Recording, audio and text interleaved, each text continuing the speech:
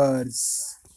ایک شخص پرہیزگار آدمی کے پاس گیا جو شکل و صورت میں اسے یہودی سا لگا۔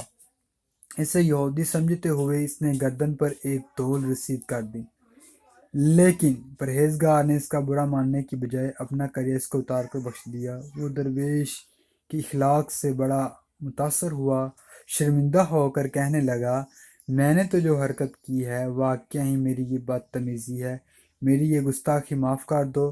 تمہیں تو مجھ پر غصہ آنا چاہیے، نہ کہ تم مجھے خلع بخش دو۔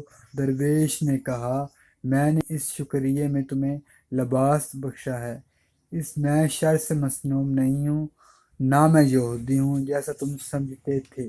بظاہر سادہ سا آدمی لیکن نیک سیرت آدمی اس بدباطن سے کہیں بہتر جو صرف نام کا نیک ہو بنا ہوا ہو۔